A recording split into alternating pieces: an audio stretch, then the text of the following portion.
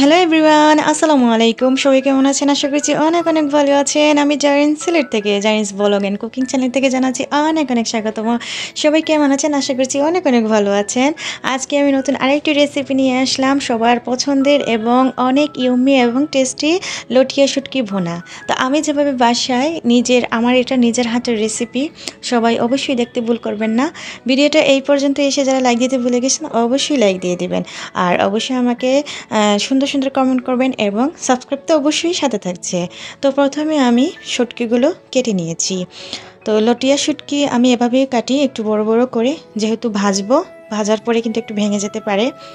তো এই তো আমি এখন একটু গরম পানি দিয়ে এটা ভালো করে ধুয়ে নেব, পরিষ্কার করে নেব, কারণ অনেক বালি থাকে। পরিমাণ মতো কড়াইতে দিয়ে দিলাম সয়াবিন তেল। এখন আমি শুটকিগুলো ভেজে নেব। ধুয়ে এবং পরিষ্কার করে কিন্তু অলরেডি নিয়েছি। তো এই তো দিয়ে দিচ্ছি লটিয়া শুটকিগুলো। এই খাবারটা কিন্তু অনেক মুখরোচক এবং গরম ভাতের সাথে এটা খেতে কিন্তু অনেক ভালো লাগে।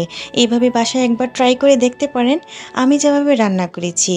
তো আমি কিন্তু এই প্রসেসিংয়ে রান্না করি, সবাই কিন্তু বলে খেয়ে অনেক ভালো হয়েছে। এটা আমি কিভাবে রান্না করেছি সবাই জিজ্ঞেস করে। এটা মুখে লেগে থাকার মতো রেসিপি, আপনারা অবশ্যই বাসায় একবার ট্রাই করে দেখতে পারেন বিশ্বাস না হলে। তো এই তো একটু লাল লাল হয়ে এসেছে এবং এটা আমি একটু ক্রিস্পি টাইপের ভাজবো। এই তো ভাজা হয়ে গিয়েছে, লাল লাল করে ভেজে নিয়েছি। একটু বাদামি কালার হওয়ার সাথে সাথে কিন্তু আমি তুলে নিয়েছি বাটিতে। এখন আমি পুনরায় একই তেলে আস্ত রসুন কিন্তু দিয়ে দিব। এভাবে আস্ত রসুন দিবেন, এই রসুনের কোয়াগুলো পরে ভাতের সাথে খেলে জাস্ট ইয়ম্মি এবং অসাধারণ ঘ্রাণ হয়। আপনারা এইভাবে বাসায় একবার হলে প্লিজ ট্রাই করে দেখবেন। এই তো রসুনটা আমি এখন লাল লাল করে নিচ্ছি এবং লাল হওয়া পর্যন্ত আমরা অপেক্ষা করে নেব। তো এই তো এখন আমি কিন্তু পেঁয়াজ কুচি দিয়ে দেবো। এখানে আমি 2টার মতো পেঁয়াজ কুচি কেটে দিয়েছি। আপনারা একটু বেশি শুটকি হলে বেশি দিতে পারেন, আমি কম পেঁয়াজ দিয়েছি। এই তো এখন পুরোটা লাল হতে হতে আমি 5 মিনিট অপেক্ষা করব।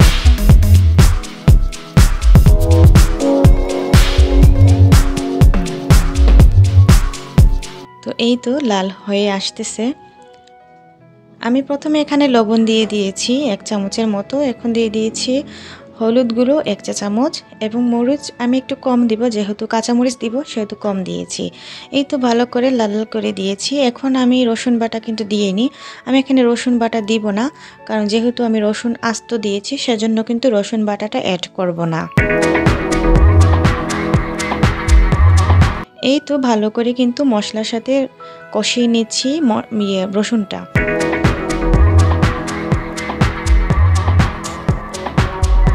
এই তো এখন আমি আরেকটু পানি দিয়ে নেব।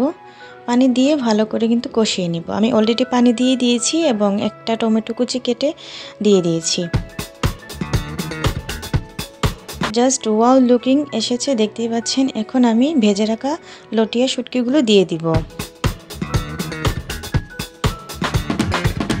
এই তো মশলাটার সাথে শুটকিগুলো ভালো করে কষিয়ে নিচ্ছি এবং এই কাজটা করতে হবে লো আঁচে, নয়তো মশলাটা পুড়ে যাবে, আর পুড়লে কিন্তু এই লটিয়া শুটকি ভুনাটা খেতে ভালো লাগবে না।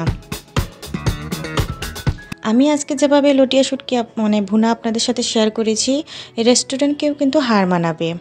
অবশ্যই বাসায় একবার ট্রাই করে দেখতে পারেন। এখন দিয়ে দিলাম কুসুম গরম পানি অ্যাড করে পরিমাণ মতো। আবারও ভালো করে নাড়াচাড়া করে আমি 10 মিনিট বা 15 মিনিটের মতো রান্না করে নেব।